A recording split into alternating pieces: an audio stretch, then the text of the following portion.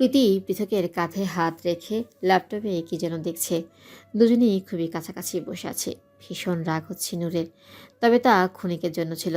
সোফার অপর প্রান্তে রুদ্র এবং তার সাথে ওশান বসে আছে। ওশানকে দেখে বেশ চমকে ওঠে নূর।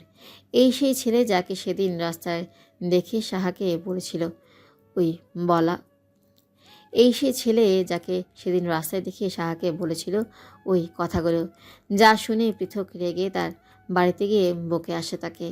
আরে বাস, এ তো দেখছি সে ছেলে। তার মানে উনিই পৃথক ভাইয়ের বন্ধু। নূর সেন্টার টেবিলের উপরে খাবারগুলো রেখে দেয়। তৎক্ষণাৎ রুদ্র পৃথককে উদ্দেশ্য করে জিজ্ঞেস করলো, উনি কে রে পৃথক? সেদিনও ক্যাফেতে দেখলাম, কিন্তু তুই কিছু বললি নি। পৃথক আর চোখে তাকায় নূরের দিকে। নূর বেশ ভাব নিয়ে সোফায় বসলো। আমি আপনার বউ হই, বুঝলেন? বউ। চেঁচিয়ে উঠল নূর। পৃথক ভাই, আপনি এটা কি বললেন? আমি আপনার বোন? পৃথক ঠোঁট টিপে হাসল, চুপচাপ বসে রইল। বাকি সবাই নূরের দিকে তাকিয়ে আছে। নূর সেই আগের ন্যায় বলে উঠল।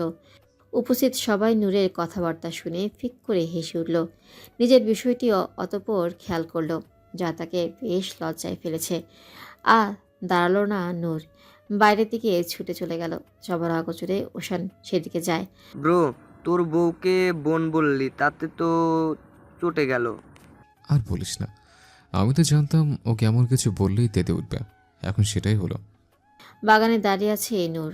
কারো উপস্থিতি টের পেয়ে অগোচরে চোখের পানি মুছে নেয় নূর। আপনি কাঁদছেন? কথাটা বেশ নম্রভাবেই জিজ্ঞেস করলো ওশান। নূর সৌজন্যমূলক হাসি দিয়ে বলল, নয়, এমনি। ওই আমি তো স্পষ্ট দেখতে পাচ্ছি আপনি কাঁদছেন। এবার নূর আর নিজেকে আটকাতে পারল না, হু হু করে কেঁদেই উঠল। দেখলেন আপনার বন্ধু কেমন? ওনার সাথে আমার আকত হয়েছে এবং কিছুদিন পর বিয়েও হয়ে যাবে, অথচ সে আমাকে পাত্তাই দেয় না। আরে আরে আরে, কাঁদবেন না, এই নিন রুমাল। ওশান নিজের প্যান্টের পকেট থেকে রুমাল বের করে হাতে দেয় নূরে। নূর নাক মুছে আবারও ফেরত দিতে চায় পৃথককে। No thanks. আচ্ছা, আপনি কিছু মনে করবেন না, ওই পতকটা এমনি। হ্যাঁ, তাই তো কিছু বলি না, আমি বলেই আছি। অন্য কেউ হলে লাথি মেরে চলে যেত। হুঁ। নূরের কথা বলার ধরন দেখে না হেসে থাকতেই পারল না ওশান। হু হু করে হেসে উঠল। আপনি কিন্তু বেশ মজার মানুষ, মরা মানুষকে হাসাতে পারবেন। নূর ওশানের কথায় হাসলো। তাই বলুন, কিন্তু পৃথক ভাই একটু হাসে না, বেটা শয়তান। বুঝলেন না, এটা হলো গালি। সরাসরি তো আর কাউকে গালি দেওয়া যায় না, তাই বাংলিশ করে দিলাম। আর কিছুক্ষণ দুজনে মিলে কথা বলে নূর এবং ওশান অতঃপর প্রীতি, রুদ্র এবং ওশান পৃথককে বিদায় জানিয়ে চলে গেল। সন্ধ্যাবেলা সূর্য পশ্চিম আকাশে ঢলে পড়েছে। রক্তিম আভা ছড়িয়ে পড়েছে ধরণীতে। পাখিরা ফিরে যাচ্ছে আপন নীড়ে। ঠিক তেমনি বাড়ি ফিরছে নূর। সবাইকে রেখে যেতে তার বেশ বিরক্ত লাগছে। তবে পরক্ষণেই মনে পড়লো আরও একজন তো তার অপেক্ষায় আছে, তার জননী মা। মায়ের কথা চিন্তা করা মাত্রই ঠোঁটের কোণে হাসি ফুটে উঠল নূরের। পৃথক বাড়ির সামনে নামিয়ে দিয়ে গেল নূরকে। যাওয়ার সময় কি একটা ভেবে নূর পৃথককে জাপটে জড়িয়ে ধরে। পৃথক কিছু বলল না, চুপচাপ রইল কিয়ৎক্ষণ। চুপচাপ রইল পৃথক কিছু বলল না, চুপচাপ রইল কিয়ৎক্ষণ পর আবারও দৌড়ে বাড়ির ভিতরে চলে গেল নূর। চোখের আড়াল হওয়ার আগ পর্যন্ত নিষ্পলক তাকিয়ে রইল পৃথক। অতঃপর হাসল, কি স্নিগ্ধ সে হাসি। মায়ের বুকে গুটিসুটি হয়ে শুয়ে আছে নূর। আহা, পৃথিবীতে প্রথম আল্লাহর ইবাদত এবং দ্বিতীয়ত পিতামাতার বুকে শান্তি মিলে, এ দুটি জায়গায় পরম শান্তি মিলে। মেয়ের চুলে বিলি কেটে দিচ্ছিল রূপা আহমেদ। একসময় ঘুমিয়ে পড়ে নূর। গায়ে পাতলা চাদর টেনে দিয়ে বের হতেই যাবেন, তৎক্ষণাৎ ওনার হাত ধরে নূর মলিন মুখে শুধায়, মা, বাবার আদর কেমন ছিল গো? রূপা আহমেদ নিশ্চুপ। নৈশব্দে দুফোঁটা অশ্রু গড়িয়ে পড়ল চোখের কার্নিশ বেয়ে। বাবার আদর? মেয়েটা কখনো বাবার আদর পায়নি। যতটা সময় পেয়েছিল তখন মাস খানেক হবে নূর। ছোটবেলায় এমনিভাবে বাবা বাবা বলে সারাদিন জিজ্ঞেস করতো, তার কি বাবা আসবে না? বরাবরই নিশ্চুপ থাকতেন রূপা আহমেদ। এইবারেও তাই হলো। কিছু বলতে পারলেন না রূপা আহমেদ। বেরিয়ে গেলেন রুম থেকে। নূর চুপচাপ শুয়ে রইল। অতঃপর বুঝতে পারল তার চোখ দুটো ভিজে উঠেছে। ভেজা চুল মুছতে শুরু করেছে সাহা। ড্রেসিং টেবিলের আয়নায় লক্ষ্য করলো একজোড়া চোখ তাকে গভীর দৃষ্টিতে দেখছে। মুচকি হেসে বলল, কি দেখছেন আপনি? সোহান কিছু বলল না, নিজের কাজে ব্যস্ত। একসময় বিছানা ছেড়ে উঠে সাহার অনেকটা কাছে চলে আসে। তুমি এত মায়াবী কেন? এত আদুরে, খালি আদর করতে এবং ভালোবাসতে ইচ্ছে করে। সাহা চুপ রইল, দৃষ্টি তার ফ্লোরের দিকে। বেশ লজ্জা লাগছে তার। ইতিমধ্যেই সোহান সাহার কোমর টেনে নিজের কাছাকাছি নিয়ে আসে সাহাকে। কি করছেন? কেউ চলে আসলে কি বলবে? সোহান ঠোঁট কামড়ে হাসলেও সাহার কপালে গাঢ় চুম্বনীকে বলে, আমার বউ, আমি যা ইচ্ছে করব, কেউ দেখলেও কিছু যায় আসে না। সাহা সোহানের পাগলামিতে মজা পায়। ওর বুকে আলতো ধাক্কা দিয়ে বলে, এখন এসব ছাড়ুন আর আমাকে কলেজে দিয়ে আসুন। ইয়েস ম্যাডাম, এক্ষুনি ফ্রেশ হয়ে আসছি। সোহান টাওয়াল নিয়ে ওয়াশরুমে চলে গেল। সাহা তাড়াতাড়ি কলেজের জন্য তৈরি হয়ে নেয়। সকাল সকাল রেডি হয়ে অফিসের উদ্দেশ্যে রওনা দেয় পৃথক। আজকে একটা জরুরি মিটিং আছে তার, 10টার মধ্যে পৌঁছাতে হবে, তাই এত তাড়াহুড়া। সাদা ফকফকা জামা পরে কলেজে গিয়েছে নূর। ক্যান্টিনে বসেছিল সে, হঠাৎ কেউ তাকে পেছন থেকে জড়িয়ে ধরে। প্রথম দিকে ভয় পেয়ে গেল নূর, পরক্ষণেই দেখল সাহাকে। কালো রঙের একটা শাড়ি পরেছে সে, বেশ মানিয়েছে সাহাকে। ও মাই গড সাহা! নূর উৎফুল্ল হয়ে জড়িয়ে ধরে সাহাকে। দুজনেই বেশ খুশি। তুই আসবি একবারও বললি না? সাহা নূরের প্রশ্নে হাসল। দুজনেই পাশের চেয়ারে বসে। তোকে সারপ্রাইজ দেব বলেই তো কিছু বললাম না। নূর বলল, ঠিক আছে, তবে কে দিয়ে গেল তোকে? আর কে? সোহান অফিসে যাওয়ার আগে নামিয়ে দিল। নূর বেশ মজা নিয়ে আওড়ালো। আহা কি রোমান্টিক! আচ্ছা চল, এখন ক্লাসে যাই। তবে শোন, বিকেলে কিন্তু আমি বাড়ি যাব তোর সাথে। নূর বিস্ময় নিয়ে বলে, সত্যি? ইয়েস। দুজনে ক্লাসে চলে গেল। বিকেলের দিকে বাড়ি পৌঁছে যায় সাহা এবং নূর। নুরজান চৌধুরী বাড়িতে নেই, নিজের বাপের বাড়িতে গিয়েছে। কোনো এক কারণবশত তার বড় ভাই ডেকেছে। নিমু রান্না করছিল, তখন বলিষ্ঠ হাত তার পেটে স্পর্শ করে। ক্ষণিকের জন্য থমকে যায় নিমু, অতঃপর হাতের মালিককে জানতে পেরে মুচকি হাসে। কি ব্যাপার স্যার, এত তাড়াতাড়ি চলে এসেছেন? রিয়াজ খপ করে জড়িয়ে ধরে নিমুকে, ফিসফিস করে বলল। নিমুর বেশ ভালো লাগে রিয়াজের এই পাগলামো। হঠাৎ ভেতরে এসে হাজির হয় নূর ও সাহা। ও ভাইয়া, সরি সরি। নিমু ওদের দেখে লজ্জা পেয়ে সাইডে সরে দাঁড়ালো। নূর ফিক করে হেসে উঠল। ইয়েস, ভাই ভাবি তো সেই আগের জুটি, একদম রোমান্টিক। সাহাও নিমুকে কনুই দিয়ে ধাক্কা দিয়ে বলে, আহা ভাবি, কি ব্যাপার বলো তো? এত রোমান্টিক হও কি করে তোমরা? তখনই নূর ফোরন কেটে বলে, হ্যাঁ হ্যাঁ বলো, যাতে ও কিছু শিখতে পারে। এখন তো বেয়াত্তা মহিলা, তাই তো? বেচারি নূর মলিন মুখে বলে। তৎক্ষণাৎ সবাই হু হু করে হেসে উঠল। রুমে মেয়েলি সুবাস পাচ্ছে পৃথক, খুব সুন্দর সুবাস। তৎক্ষণাৎ চোখ বুজে ঘ্রাণ টেনে নিল। আশেপাশে ভালো করে লক্ষ্য করেও কাঙ্ক্ষিত জিনিসটা খুঁজে পেল না। অতঃপর দেখল ওয়াশরুমের দরজা বন্ধ। যা আন্দাজ করা তা বুঝতে পারল। বাইরে স্যুট খুলে কালো রঙের একটা ট্রাউজার নামিয়ে নেয় পৃথক। অপেক্ষা করে নূরের বাইরে আসার। খট করে দরজা খুলে বাইরে আসি নূর। হঠাৎ সামনে পৃথককে দেখে চমকে ওঠে। এই মুহূর্তে তাকে এখানে আশা করেনি। না জানি এখন কত বকাই না তাকে দেবে, সেটা ভাবতেই শিউরে উঠল নূর। লোকটা নিজের ঘরে কাউকে আসতে দেয় না, মূলত পছন্দ করে না। লোকটা নিজের ঘরে কাউকে আসতে দেয় না, মূলত পছন্দ করে না। এদিকে নূর প্রায় বার কয়েক এসেছে। আপনি? পৃথক নূরে চড়ে উঠল। আমার রুমে আমি থাকাটা কি অস্বাভাবিক? নূর এলোমেলো দৃষ্টি ফেলে চারিদিকে। পৃথক এক দৃষ্টিতে তাকিয়ে আছে তার দিকে, চোখে চোখ রাখতে পারছে না নূর। পৃথক ওয়াশরুমে চলে গেল। নূর যেন হাঁপ ছেড়ে বাঁচল। নূর সেই কখন বাড়ি চলে যেত, কিন্তু নিমু এবং সাহা দুজনে বলেছে আজ থাকার কথা। সাহা কিছুক্ষণ আগেই চলে গেছে, সোহান এসে নিয়ে গেছে এবং যাওয়ার সময় বলেছে কাল দিয়ে যাবে, যাতে সাহা কিছুদিন থাকতে পারে এখানে। নিমুকে বলেছিল নূর সাহার রুমে থাকবে, কিন্তু তা হতে দেয়নি নিমু। বেশ গুছিয়ে বাহানা দিয়েছে সে, সাহার রুম অপরিষ্কার হয়ে আছে, তুমি বরং পৃথকের রুমে থাকো, একসাথে থাকবে। কথাটা ভাবতেই অন্তপুরে জলোচ্ছ্বাস হচ্ছে তার। বুকের ভেতর ধ্রুম ধ্রুম শব্দ বেরিয়ে চলেছে। পরনে কালো ট্রাউজার এবং সফেদ টি শার্ট পরে বের হয় পৃথক। চুলগুলো থেকে জল গড়িয়ে পড়ছে। হাতে থাকা টাওয়াল দিয়ে মাথা মুছে পূর্ণ দৃষ্টি ফেলে নূরের দিকে পৃথক। কি হয়েছে? এভাবে জড়সড় হয়ে বসে আছিস কেন? নূরের শ্বাস নিতে খুব কষ্ট হচ্ছে। মনে হচ্ছে এক্ষুনি প্রাণ পাখি বেরিয়ে যাবে। যতই মুখে বলুক সে পৃথক ভাইয়ের বউ, কিন্তু সামনাসামনি একা ঘরে তাকে দেখে কেউ বলতেই পারবে না মেয়েটা পৃথককে দেখে লজ্জায় লাল হয়ে উঠেছে। পৃথক ভাই আসলে নূর কিছু বলতে অক্ষম। তার পূর্বেই পৃথক পুরুষালী ঠোঁট দিয়ে চেপে ধরে নূরের অধরখানি। বারংবার কেঁপে ওঠে নূরের ছোট্ট শরীরটা। এক পর্যায়ে সেও প্রতিক্রিয়া দেখালো পৃথকের প্রতি। গলা জড়িয়ে ধরে তার, একসময় পাজা করে তুলে নেয় নূরকে পৃথক। এগিয়ে যাচ্ছে বিছানার দিকে। নূর কিছু বলছে না, আস্বাদন করতে ব্যস্ত সে। পুরুষালী বলিষ্ঠ হাত দুটো স্পর্শ করছে নূরের স্পর্শকাত জায়গাগুলো। সফেদ টি শার্ট খামচে ধরেছে নূর।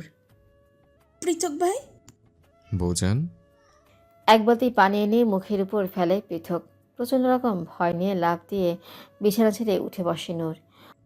পৃথক ভাই এটা কি করলেন? অনেকটা রেগে চেঁচিয়ে উঠল নূর। পৃথকও বেশ গুরুগম্ভীর কণ্ঠে বলে ওঠে, তুই কোন রাজ্যের রাজকুমারী? এত বেলা পর্যন্ত ঘুমাস? বের হ আমার রুম থেকে। নূর খেপে যায়, উঠে দাঁড়ালো বিছানার উপর।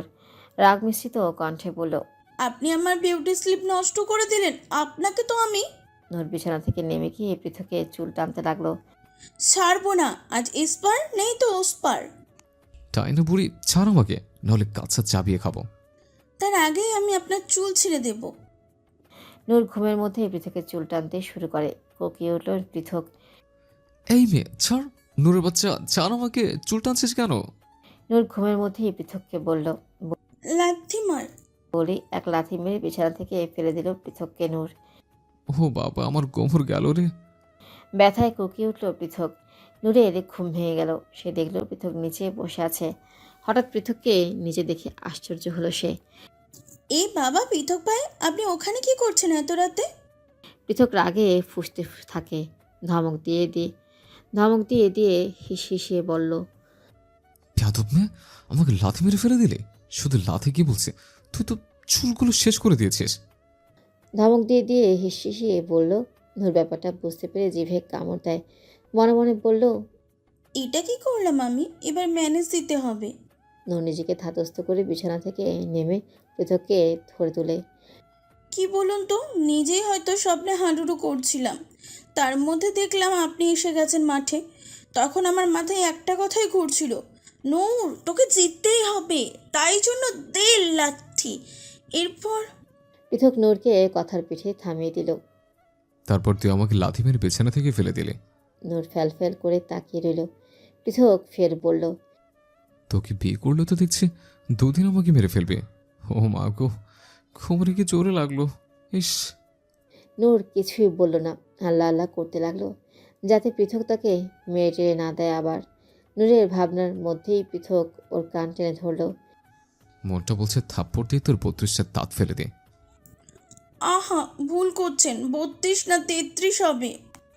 কি বুঝলে না, আম্মু বলেছে আমার এখনো আক্কেল দাঁত উঠেছে, 2 দিকে আরো 2টি দাঁত উঠতে বাকি আছে। এখন আপনি বললে 32, কিন্তু আমার তো 33টা। পৃথকের মাথায় রীতিমতো আগুন ধরে গিয়েছে। সে ধমক দিয়ে বলে, তুই কি আমাকে উঠাতে চাস নুরোর বাচ্চা? তুই নিচে যাবি নাকি আমি বের করব? আমি বের করলে পা আর জায়গায় থাকবে না। নূর গুটিসুটি পায়ে সুরসুর করে বের হয়ে গেল। সে জানে পৃথক রেগে গেলে কি করবে, তাই আর বিরক্ত করলো না।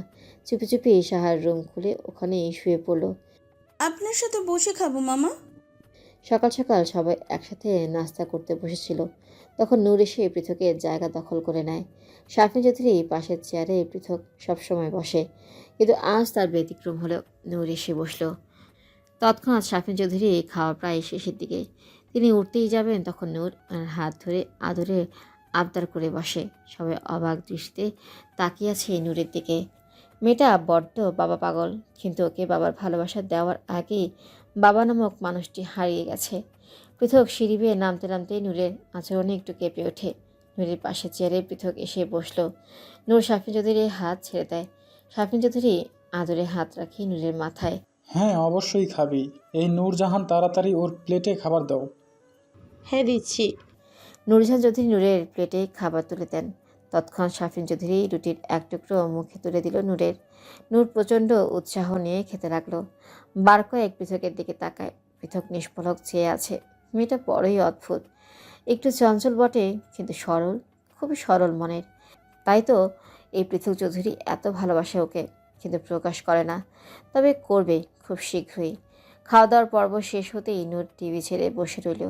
পৃথক হাত ঘড়িতে সময় দেখে নিল, 9:30 বাজে। রিমোট নিয়ে টিভি অফ করে দেয় পৃথক। চল রেডি হ, কলেজে যাবে না? কলেজে যাওয়ার কথা শুনে শুকনো ঢোক গিলছে নূর। আজকে কলেজের টেস্ট আছে। এদিকে নূর কিছুই পারে না। 2 মাস হয়ে গেল, সে বই খুলেও দেখেনি এখনো। নূর মলিন মুখ বানিয়ে আওড়ালো। পৃথক ভাই, আজ না আমার খুব পেটে ব্যথা করছে। আজ কলেজে না গেলে হয় না? পৃথক পকেটে হাত গুজে টান টান হয়ে দাঁড়ালো। ভ্রু নাচিয়ে বলল, আচ্ছা, এত সময় পেটে ব্যথা করেনি। যে কলেজের কথা বললাম তাতেই পেটে ব্যথা শুরু হয়ে গেছে। নূর ফ্যালফ্যাল করে তাকিয়ে আছে, কিন্তু তাতেই পৃথকের কোনো ভাবান্তর নেই। যা যা, তাড়াতাড়ি তৈরি হয়ে নে, আই এম গেটিং লেট। নূর সুরসুর করে উপরে সাহার রুমে চলে গেল। নিজের ব্যাগ নিয়ে আবারও নিচে আসে। পৃথক নূরকে নিয়ে কলেজে গেল। গেটের কাছে নামিয়ে দেয় নূরকে পৃথক। যা, কলেজে যা, আমি বিকেলে নিতে আসবো। নূর এবার কলেজের ভেতরে দেখে, আবার পৃথককে দেখে। মুখে হাসি ঝুলিয়ে বলল, আপনি যান না পৃথক ভাই, আমি ভিতরে যাচ্ছি। আপনার না অফিসে দেরি হচ্ছে, যান যান। পৃথক ভ্রুকুটি করে তাকালো নূরের দিকে। হঠাৎ এত তাড়া দেওয়ার কারণ বুঝতে পারল না পৃথক। তার উপর আজ নূর বাহানাও করছে না কলেজে যাবে না বলে। হঠাৎ হলো কি? নূর অপেক্ষা করছে পৃথকের যাওয়ার জন্য। পৃথক দাঁড়িয়ে রইল। নূর ধীর পায়ে হেঁটে কলেজের ভেতর ঢুকে। পৃথক গাড়ি নিয়ে বেরিয়ে পড়া মাত্রই নূর পেছনের দেয়ালের কাছে যায়। ইতিমধ্যেই সাহা ওখানে উপস্থিত হয়। কি রে তুই এখানে কি করছিস? ক্লাসে চল। না না, আমি ওই ক্লাস করব না। ইনফ্যাক্ট আমি এখন বাড়ি যাব। সাহা অবাক হলো। কি? বাড়ি যাবি মানে কি? ক্লাস করবি না? আজকে তো টেস্ট আছে। নূর তুড়ি বাজিয়ে পড়ল, ওই জন্যই তো করব না। বিশ্বাস কর, তোর ভাইয়ের কসম, আমি কিচ্ছু পারি না। সাহা কপালে হাত দিয়ে বলল, ওহো, তুই চিন্তা কেন করছিস? আমি আছি তো, আমি হেল্প করব তোকে। নূর মুখ বাঁকিয়ে বলল, না বাবা, কেমিস্ট্রি স্যার কি কড়া, কি নজরদারি করে। অমন ভরসায় আমি যাব না, মানে পরীক্ষা দেব না। তুই বরং আমাকে সাহায্য কর, আমি দেয়ালে উঠছি, তুই আমাকে ব্যাগটা দিয়ে দিস। সাহা বাধ্য হয়ে বলল। ওকে। অতঃপর নূর কলেজের পেছনের দেয়ালের উপরে উঠে কোনো রকমে নিচে লাফিয়ে পড়ল। সাহা ব্যাগ ছুড়ে দেয়। নূর যেই সামনের দিকে হাঁটতে যাবে, তখনই চোখ গেল বাড়ির সাথে হেলান দিয়ে দাঁড়িয়ে থাকা সুঠামদেহী পুরুষের দিকে। চোখ দুটো লাল হয়ে আছে, মুখশ্রী জুড়ে স্পষ্ট রাগের ছাপ। আপনি জাননি? কাপা কণ্ঠে জিজ্ঞেস করে নূর। পৃথক কিছুই বলল না। নূরের হাত ধরে টেনে গাড়িতে বসায়, অতঃপর ফিরে যায় বাড়িতে। তবে সেটা নূরের বাড়ি। চিলড্রেন হোমে গিয়েছে রিয়াজ। নিমুকে খুশি রাখতে চায় সে। মেয়েটা রুমে রাতে তার বুকে মাথা রেখে নৈশব্দে চোখে পানি ফেলে। মিসেস সাবিনা বলেছেন, সদ্য জন্ম নেওয়া এক শিশুর মা মৃত্যুবরণ করেছে, এবং কি শিশুটির বাবাও তাকে নিতে চাইছে না। সেই জন্য এই হোমে রেখে গিয়েছে। সেই বাচ্চা শিশুকে দেখতে এসেছে রিয়াজ। আসুন মিস্টার রিয়াজ, বাচ্চাটা ভেতরেই আছে।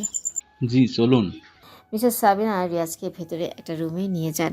বেডের উপরে শুয়ে আছে ফুটফুটে একটা ছেলে। পিটপিট চোখ করে তাকিয়ে আছে তার দিকে। মাশাল্লাহ, বাচ্চা কত কিউট দেখতে। আর একে নাকি ফেলে চলে গেছে। দীর্ঘশ্বাস ফেলে রিয়াজ। কত আহাজারি করেও একটা বাচ্চা পাচ্ছে না তারা। আর সেখানে কি নির্দয় বাবা বাচ্চাটাকে ছেড়ে চলে গেছে। তো মিস্টার রিয়াজ, কি ভাবছেন? আপনি কি ওকে অ্যাডপ্ট করতে চান? রিয়াজ এক বাক্যে বলে ওঠে, জি মিসেস সাবিনা, আমি ওকে অ্যাকসেপ্ট করতে চাই। যা যা ফর্মালিটি আছে প্লিজ সব বলুন আমায়। অতঃপর রিয়াজ বাচ্চাটিকে অ্যাডপ্ট করে নেয়। মনে মনে ভাবে তার প্রাণপ্রিয় বউ নিশ্চয়ই খুশি হবে। কি করছেন পৃথক ভাই? ছাড়ুন, আমি ব্যথা পাচ্ছি। পৃথক এক প্রকার কামড় বসাচ্ছে নূরের ঠোঁটে। গাড়িতে ওঠা মাত্রই পৃথক হনহনিয়ে গাড়ি নিয়ে বের হয়। একটাও কথা বলছে না সে। গুরুগম্ভীর মুখশ্রী তার। নূর আর চোখে তাকাচ্ছে বারবার। হঠাৎ কী ভেবে পৃথক রাস্তার ধারে বড় একটা গাছের নিচে গাড়ি থামালো।